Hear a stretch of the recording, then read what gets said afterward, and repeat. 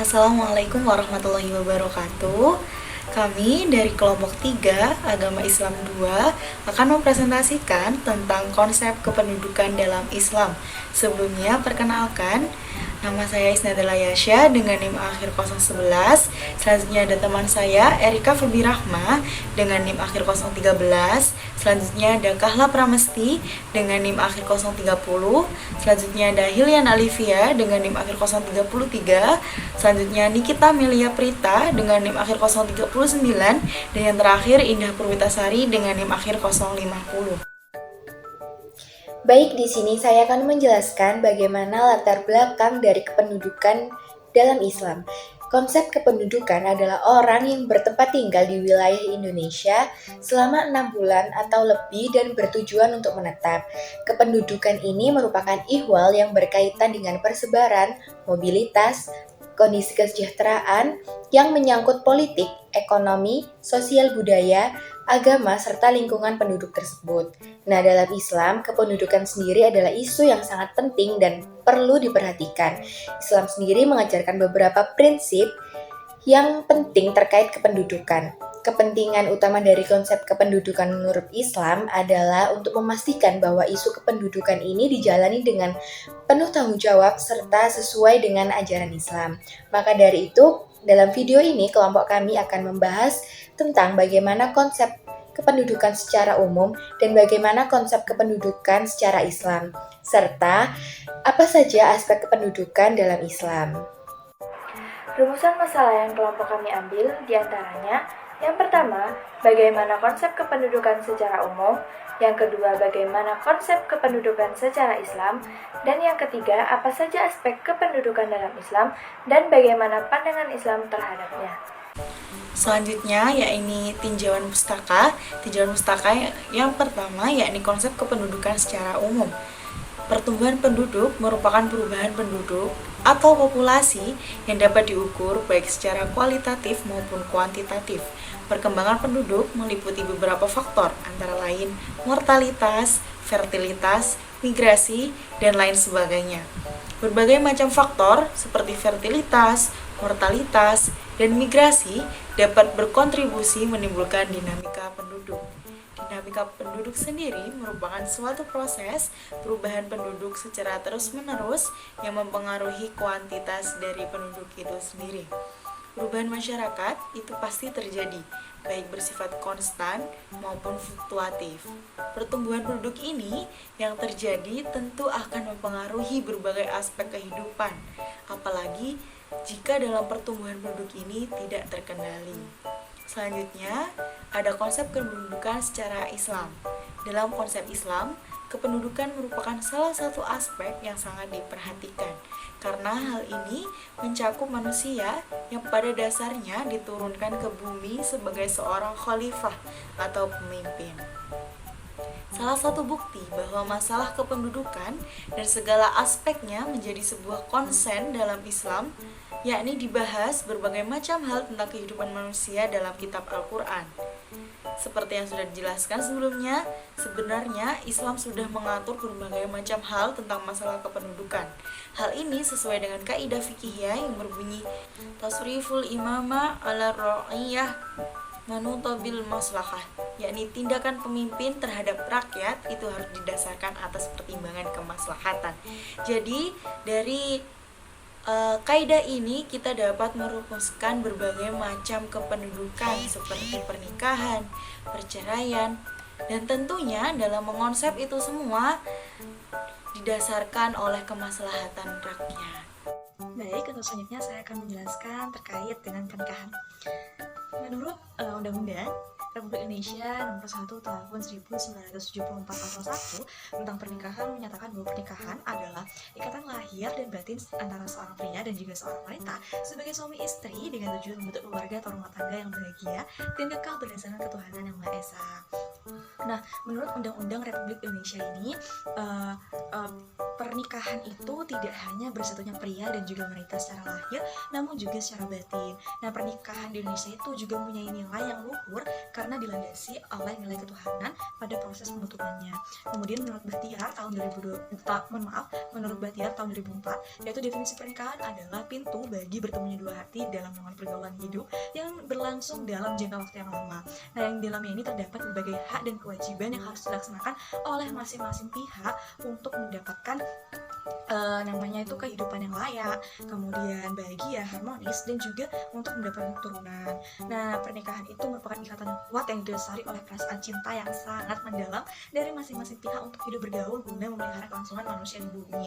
Serta menurut Yuval Danila tahun 1985 mengatakan bahwa pernikahan adalah hubungan yang diketahui secara sosial dan juga monogamus, yaitu hubungan berpasangan antara satu wanita dan juga satu pria, sehingga bisa didefinisikan sebagai satu kesatuan hubungan suami istri dengan harapan bahwa mereka nantinya itu akan menerima tanggung jawab dan juga memainkan peran sebagai pasangan yang telah menerima tanggung jawabnya dan dalam mempertanggungjawabkan pasangan ini telah menikah, di mana dalamnya itu terdapat hubungan seksual, keinginan punya anak, dan juga menetapkan pembagian tugas antara suami dan istri.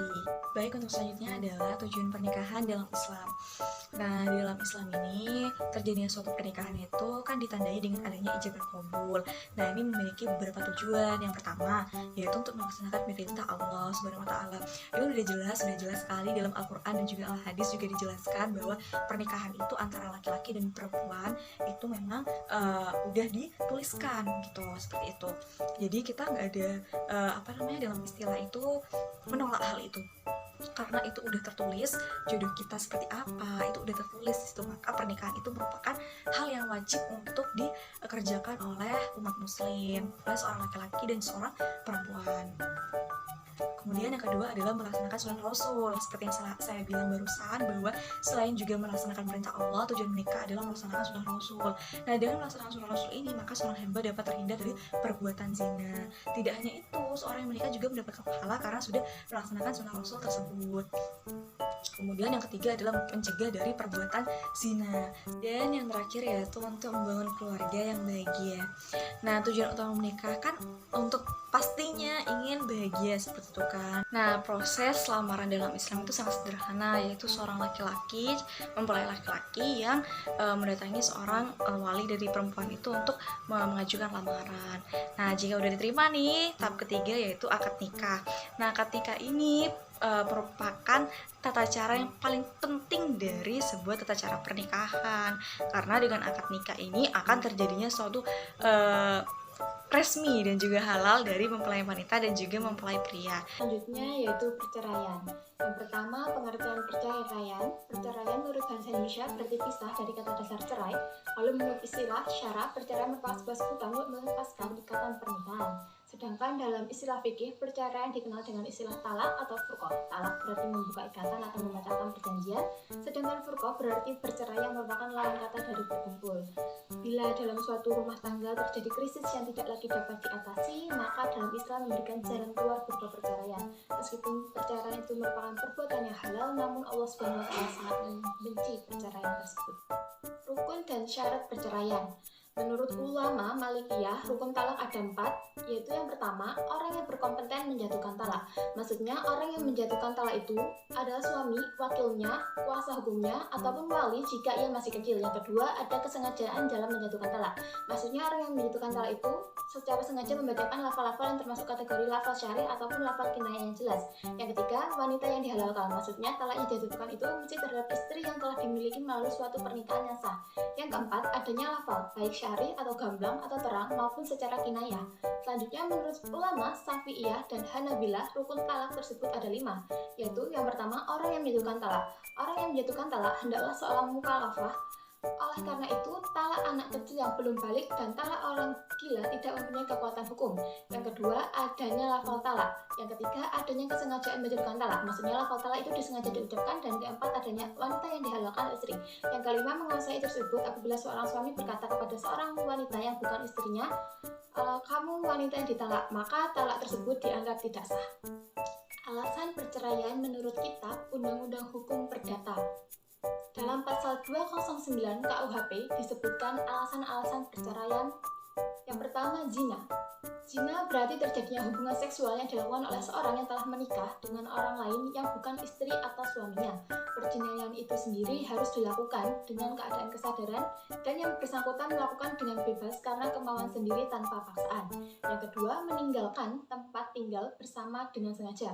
Menurut pasal 211 KUHP, gugatan itu baru dapat diajukan setelah 5 tahun terhitung dari saat pihak lain meninggalkan tempat kediaman bersama tanpa sebab yang sah. Selanjutnya, pada pasal 218 menentukan bahwa gugatan itu gugur apabila kembali ke dalam rumah kediaman bersama.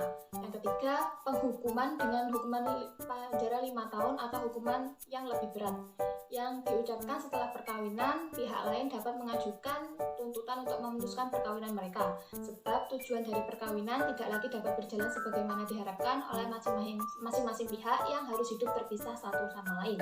Yang keempat, melukai, berat, atau menganiaya. Hal ini dilakukan oleh suami atau istri terhadap istri atau suaminya yang demikian sehingga mengakibatkan luka-luka yang membahayakan. Baik, yang selanjutnya yaitu adalah kontrasepsi. Kontrasepsi sendiri merupakan salah satu upaya untuk mengendalikan pertumbuhan penduduk, membantu mengendalikan pertumbuhan penduduk dengan mengurangi jumlah angka kelahiran, bertujuan untuk mengatur kehamilan, lebih tepatnya menunda kehamilan atau menjalankan kehamilan. Maka dari itu, kontrasepsi sangat erat hubungannya dengan konsep kependudukan. Bicara mengenai angka kelahiran, pastinya kita sudah tidak asing dengan istilah banyak anak banyak rezeki. Dalam Islam sendiri, istilah ini hanya berlaku bagi orang-orang tua yang mengajarkan anak-anaknya pendidikan agama dengan sungguh-sungguh, sehingga dapat menjadi tambahan pahala yang terus mengalir meski orang tersebut telah meninggalkan dunia. Lalu yang selanjutnya adalah jenis kontrasepsi yang dibagi menjadi dua, ada kontrasepsi tradisional dan juga modern. Kontrasepsi tradisional ada azal, yaitu adalah senyawa yang terputus, ada kalender yang dasarnya ditentukan dengan ovulasi dari data haid yang telah dicatat selama 6 sampai 12 bulan terakhir. Ada suhu basal yang dasarnya adalah pengennya subarin basal antara 0,2 sampai 0,5 derajat Celcius. Ada lendir serviks yang dihitung pertama diketahui dengan lendir setelah haid dan juga selanjutnya. Ada santotermal, kombinasi antara bermacam metode KB alamiah untuk menentukan masa subur.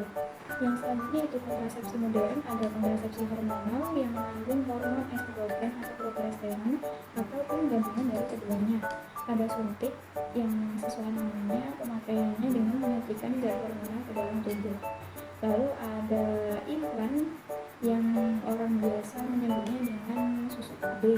Implan ini dimasukkan di bawah kulit, tepatnya di bagian lengan atas.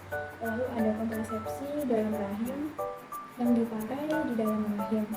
Ada pil KB yang tablet berisi hormon estrogen atau progesteron yang diminum oleh wanita secara teratur. Pengertian dari aborsi. Aborsi atau abortus adalah berakhirnya suatu kehamilan akibat faktor tertentu pada atau sebelum kehamilan itu berusia 20 minggu atau buah kehamilan belum mampu untuk hidup di luar kandungan. Hal ini menurut Lili Yulaikah pada tahun 2008. Secara umum, istilah aborsi diartikan sebagai pengguguran kandungan, yaitu dikeluarkannya janin sebelum waktunya, baik itu secara sengaja maupun tidak. Keguguran atau abortus dapat diklasifikasikan dalam 3 jenis. Pengharaman aborsi di dalam hukum Al-Quran. Yang pertama, manusia berapapun kecilnya adalah ciptaan Allah yang maha mulia. Agama Islam sangat menjunjung tinggi kesucian hidupnya. Allah berfirman, dan sesungguhnya kami telah memuliakan umat manusia dalam surat Al-Isra ayat 70. Yang kedua, membunuh satu nyawa sama dengan artinya dengan membunuh semua orang. Firman Allah dalam Quran surat Al-Maidah ayat 32. Yang ketiga, umat Islam dilarang melakukan aborsi dengan alasan tidak memiliki uang yang cukup atau takut akan kekurangan uang. Kesimpulan dari pembahasan kami yaitu, permasalahan kependudukan dan segala aspeknya telah menjadi perhatian Islam dengan dibahasnya berbagai macam hal tentang kehidupan manusia dalam Al-Quran. Islam telah dengan jelas mengatur masalah-masalah kependudukan seperti halnya perkawinan, perceraian, kontrasepsi, hingga aborsi. Kemudian saran yang dapat kami sampaikan yaitu, aturan-aturan Islam adalah untuk kemaslahatan umat manusia. Oleh karena itu, hendaknya kita sebagai manusia menggunakan aturan-aturan tersebut untuk menjaga kehidupannya agar tetap baik dan mencapai derajat yang terbaik di dunia maupun di akhirat. Demikian video presentasi dari kami. Semoga apa yang kami sampaikan dapat bermanfaat bagi kita semua. Akhirul kalam, subhanakallahumma bihamdika, asyhadu an la ilaha illa anta, astaghfiruka wa atubu ilaik. Wallahu muwaffiq ila aqwamit thoriq. Assalamualaikum warahmatullahi wabarakatuh.